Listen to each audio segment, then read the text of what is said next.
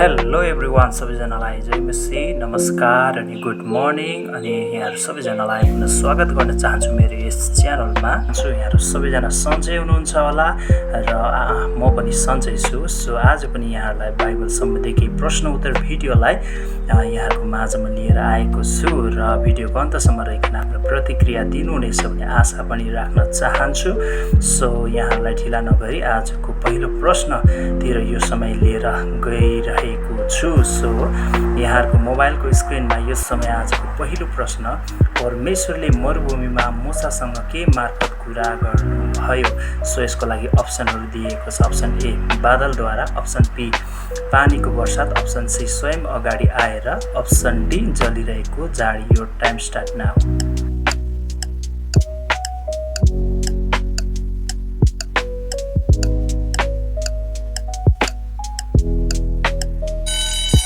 हजुर, यहाँहरूको समय समाप्त भइसकेको छ र यसको सही जवाब अप्सन डी जलिरहेको झाडी। जलिरहेको झाडी मार्फत परमेश्वरले पहिलो पटक मूसासँग कुरा गर्नुभयो। सो ढिला नगरी आजको दोस्रो प्रश्नतिर यहाँहरूलाई लिएर जान चाहन्छु र परमेश्वरले मिश्रमा कतिवटा विपत्तिहरू पठाउनु भयो? र यसको लागि option A 7, option B 3, option C 10, option D 8। र फेरि पनि यहाँले 10 सेकेन्डको समय पाउनुहुन्छ। सो यो टाइम स्टार्ट नाउ।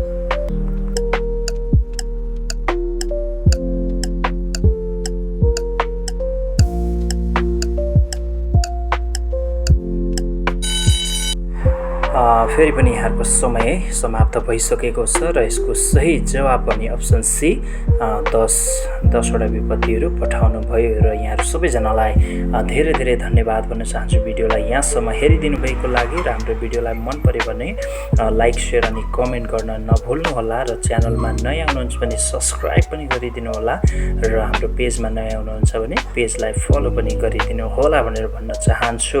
सो फेरि पनि आजको तेस्रो प्रश्नतिर यहाँहरूलाई यो समय लिएर जान चाहन्छु। र तेस्रो प्रश्न, इजरायलीहरूले सिनाई पर्वतमा सुनको मूर्तिको के बनाए? यो हामीले उत्पत्तिको पुस्तकमा पाउन सक्छौँ। अप्सन ए सुनको बाछो, अप्सन बी सुनको घोडा, अप्सन सी सुनको गधा, अप्सन डी सुनको हात्ती। यो टाइम स्टार्ट नाउ।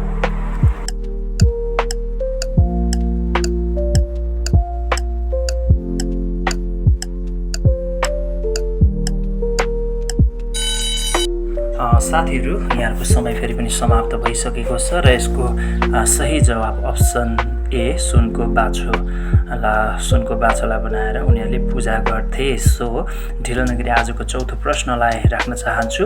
जब दानिएलले परमेश्वरलाई प्रार्थना गर्न अनुमति नदिएपछि राजाले उनलाई कहाँ फ्याँकियो? सो अप्सनहरू रहेका छन्। अप्सन ए आगोको भट्टीमा, अप्सन बी सिंहको खोर, सी कैदीहरूको बिचमा, अप्सन डी नदीमा। र फेरि पनि यहाँहरूले 10 सेकेन्डको समय पाउनु हुनेछ।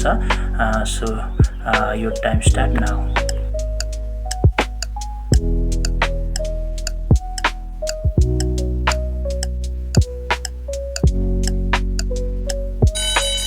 र यसको सँगसँगै यहाँहरूको समय समाप्त भइसकेको छ र यसको सही जवाब अप्सन बी सिंहको खोरमा राजाले उनलाई फ्याँकेका थिए। सो यहाँहरू सबैजनालाई धेरै धेरै धन्यवाद भिडियोलाई यहाँसम्म हेरिदिनु भएको लागि। सो अब भने आजको अन्तिम प्रश्नलाई यहाँहरूको माझमा राख्न गइरहेका छौँ र अन्तिम प्रश्नको कुनै पनि अप्सनहरू दिएको छैन। सो आई होप कि यहाँहरूले मजाले बाइबललाई अध्ययन गरेर यसको सही जवाब खोजेर निकाल्नुहुनेछ र कमेन्टमा दिनुहुनेछ भन्ने आशा पनि राख्न चाहन्छु भन्दै। र आजको अन्तिम प्रश्न, जब फिरौनले आफ्नो मन परिवर्तन गरे र दासहरूलाई पछ्याउन आफ्नो सेना पठाए, तिनीहरू कहाँ भेटे? र यो आजको अन्तिम प्रश्न रहेको छ। र भिडियोलाई मन पऱ्यो भने लाइक, सेयर अनि कमेन्ट गरिदिनु होला भनेर भन्न चाहन्छु। च्यानलमा नयाँ हुनुहुन्छ भने अघिबाट भनिहालेको छु सब्सक्राइब पनि गरिदिनु होला, पेजमा नयाँ हुनुहुन्छ भने फलो गरिदिनु होला भन्दै आजलाई भने यो भिडियोलाई यतिमै अन्त गर्न चाहन्छु। र फेरि पनि भेट्नेछौँ अर्को भिडियोमा। तबसम्म मलाई दिनुहोस् इजाजत। यहाँहरू सबैजनालाई जय मसी, नमस्कार। God bless you.